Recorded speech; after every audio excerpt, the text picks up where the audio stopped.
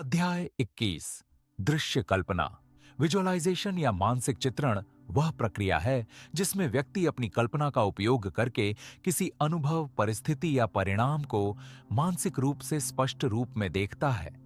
ये केवल कल्पना नहीं है, बल्कि मन और शरीर के बीच संबंध को प्रभावित करने का एक शक्तिशाली साधन माना जाता है।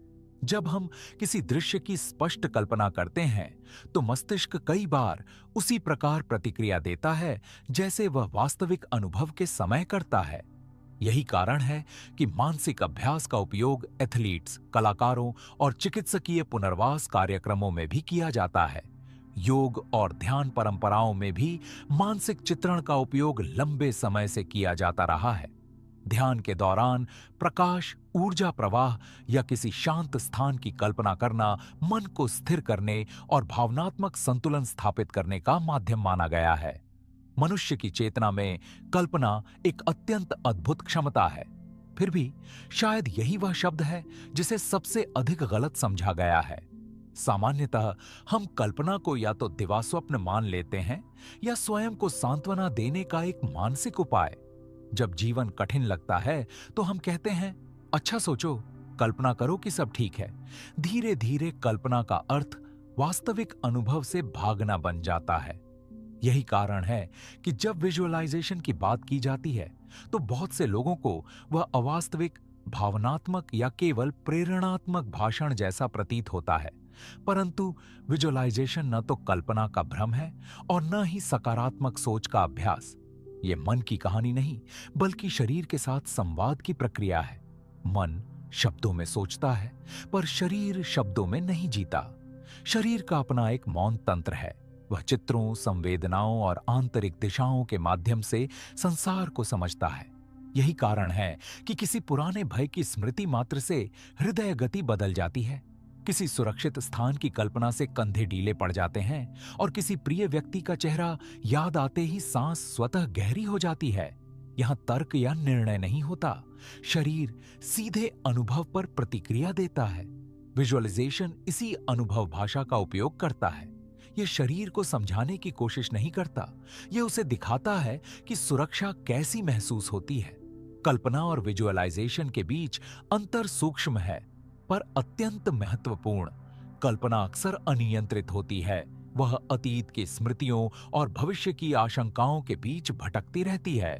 विजुअलाइजेशन सजग है। उसमें व्यक्ति किसी लक्ष्य को मजबूर नहीं करता, बल्कि किसी अनुभूति की दिशा में स्वयं को धीरे धीरे ले जाता है। पॉजिटिव थिंकिंग कहती है, मुझे अच्छा महसूस करना चाहिए। विजुअलाइजेशन पूछती है, किस अनुभव में शरीर स्वयं को सुरक्षित महसूस करता है। यहीं से परिवर्तन शुरू होता है। विचार अनुभव को बदलने की कोशिश करते हैं, जबकि विजुअलाइजेशन अनुभव को बदलकर विचारों को स्वतः बदल देता है। मानव नर्वस सिस्टम का मूल कार्य यह तय करना नहीं है कि कोई अनुभव वास्तविक है या कल्पित। उसका मुख्य उद्देश्य है सुरक्षा का आकलन करना। हर क्षण मस्तिष्क यह पूछ रहा होता है, क्या मैं सुरक्षित हूं या मुझे सतर्क रहना चाहिए। जब व्यक्ति विजुअलाइजेशन करता है, शांत दृश्य, सहज अनुभूति और स्थिर श्वास के साथ, तब मस्तिष्क इसे सुरक्षा संकेत के रूप में पढ़ता है। धीरे धीरे शरीर सर्वाइवल मोड से रेगुलेशन मोड की ओर बढ़ने लगता है। इसलिए विजुअलाइजेशन विश्वास पर आधारित नहीं होता। शरीर को विश्वास नहीं चाहिए, उसे अनुभव चाहिए। समय के साथ विजुअलाइजेशन को कई विचारधाराओं के साथ मिला दिया गया। पॉजिटिव थिंकिंग, मोटिवेशनल साइकोलॉजी या लॉ ऑफ अट्रैक्शन के रूप में। इससे यह लोकप्रिय तो हुआ, पर उसकी गहराई खो गई। विजुअलाइजेशन यह दावा नहीं करता कि विचार वास्तविकता बना देते हैं। यदि ऐसा होता तो हर डर सच हो जाता। विजुअलाइजेशन केवल यह समझता है कि अनुभूति शरीर की दिशा तय करती है। न्यूरोसाइंस बताती है कि जब व्यक्ति किसी दृश्य की स्पष्ट मानसिक छवि बनाता है, तो मस्तिष्क के वही क्षेत्र सक्रिय हो सकते हैं जो वास्तविक अनुभव के समय सक्रिय होते हैं। विजुअल कॉर्टेक्स उस दृश्य को देखने जैसा अनुभव करता है।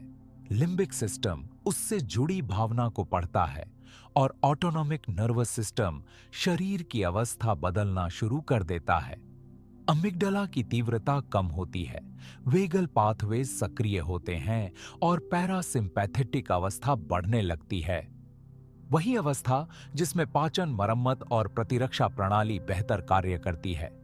इसी कारण खिलाड़ी प्रतियोगिता से पहले मानसिक अभ्यास करते हैं, संगीतकार मंच पर जाने से पहले प्रस्तुति को भीतर जीते हैं और सर्जन जटिल प्रक्रिया को पहले मन में दोहराते हैं।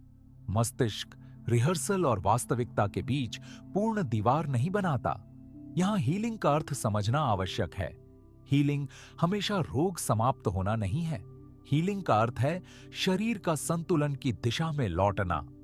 जब स्ट्रेस रिस्पॉन्स लगातार सक्रिय रहता है, शरीर सर्वाइवल में अटका रहता है।